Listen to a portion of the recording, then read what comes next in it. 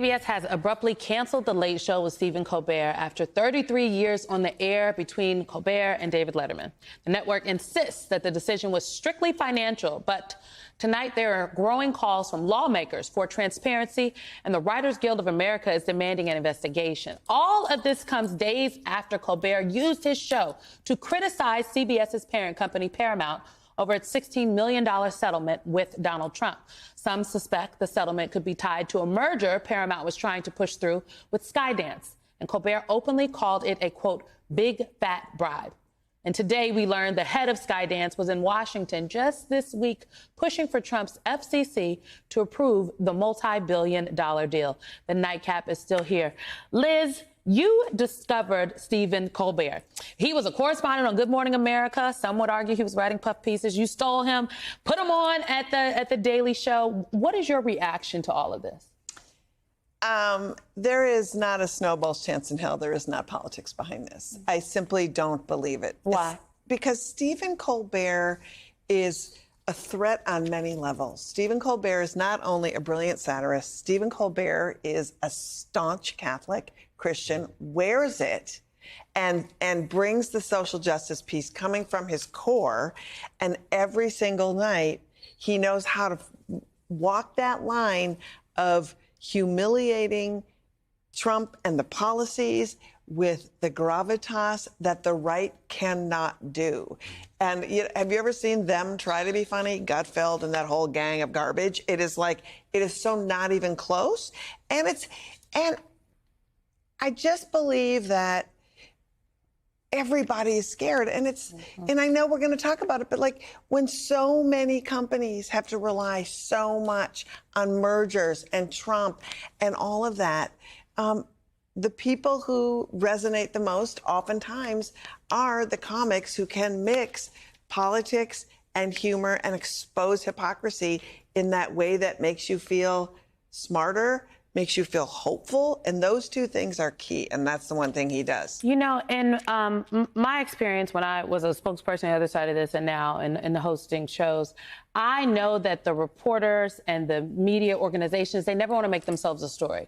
You know, people are very focused on, and rightfully so, you know, getting to the answers for their readers, for the audience. But I do think that the way the president of the United States has targeted media organizations with surgical precision is a key story of the second Trump administration. It is not a side story that like the press is a part of the story, because tonight, John, you've got Donald Trump posting that he loves that Colbert got fired and that other late night hosts are next. So is this a message?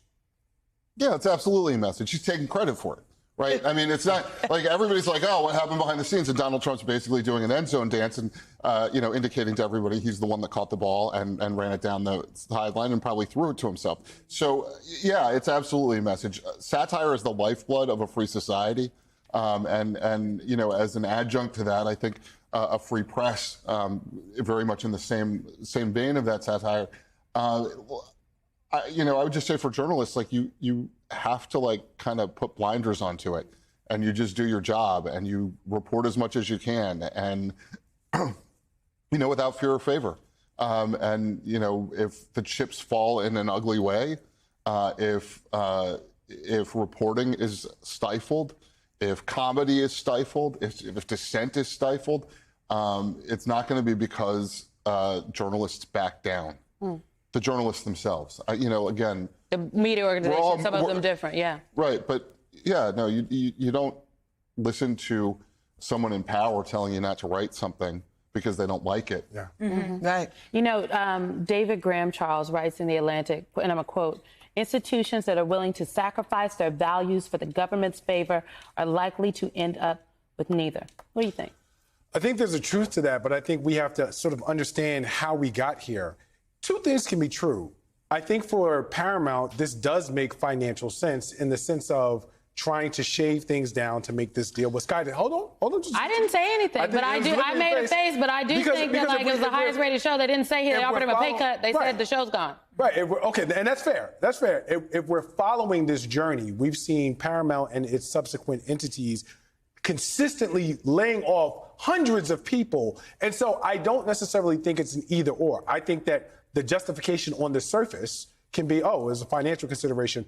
But in reality, what's driving this is this intersection of a shifting media market and trying to survive. So you have Paramount CBS trying to survive and figure its way out with this merger or this sale to Skydance. And ultimately, the person who can stand in the way of that, because he did it before, is Donald Trump. And so you're talking about someone who's already shown himself to be super litigious. He sued CBS News, right? He settled millions, tens of millions of dollars there to sort of get that out of the way. And then he stalled and leaned on that deal earlier, which is why it didn't go through the first time. So yes, it is absolutely politically motivated. It is absolutely something that they're trying to survive, and it's absolutely dangerous because now you have the president of the free world essentially putting his thumb on the scale when it comes to media. Well, I would argue this is no longer authoritarian cosplay. It is like real. And I would also say, too, that this has been happening for 2 years. Like when Trump said he was running again and started making promises and started taking on the media, political satirists, people like me, doing shows out on the road in local media-friendly places where we would be able to get booked on Good Morning This City. No longer, all of a sudden, you're a little bit edgy. We'd rather have the chef from down the street. And that has become more and more and more prevalent. And so they've been watching this for a long time, and it's been dribs and drabs. And I think we look at this as the beginning of whatever. But I also want to say, too, to your point, the concept of late night now is so different. You know, how people watch late night, it's not appointment viewing the way it used to be. And when I watch some of the people that I love the most on YouTube and on TikTok, I feel like wherever Stephen ends up, he's going to get 8 bazillion more viewers, and he's going to have the control that he needs. I think that's well, true. Hagar, I mean, we know that broadcast is struggling to compete with streaming. The landscape is changing. What do you think? Yeah, so I wanted to add about that. So the thing is that fundamentally, if you talk about the financials, right? Because this point has been made, we already know, it's been reported that the show had been losing tens of millions every year. Okay, great. But the fact is that for the last several years, networks are rapidly losing money. The business model is completely different. It costs too much to do a lot of these shows, and the revenue is not adding up. Every single network, every single show is facing this problem. But it doesn't necessarily mean that every show or brand is meant to make a profit. There are other ways. There are reasons you keep certain brands alive or shows alive or whatever. And Colbert's of any show would be one that falls into that category because of the fame and attention it brings CBS, right? Let alone the historical significance of that show. I do political satire. I have a show on YouTube. I can explain every which way that it is not a get-rich-quick business. But that's not why I do it. There are many other reasons I do it. Whether there's been a chilling effect, I don't want to admit that there's a chilling effect. But I would be lying if I said that there wasn't a deliberate effort on my part to satirize more international dictators. And I do it, by the way, why? Because they hate to be mocked. Dictators hate to be mocked. And when I satirize them, it's to kneecap them and to convey a message. And that's also why President Trump doesn't like it, right? Well, so I wouldn't say that it could be only financial. I will know in America, we still have a free press. And at this table, we get to say what we want.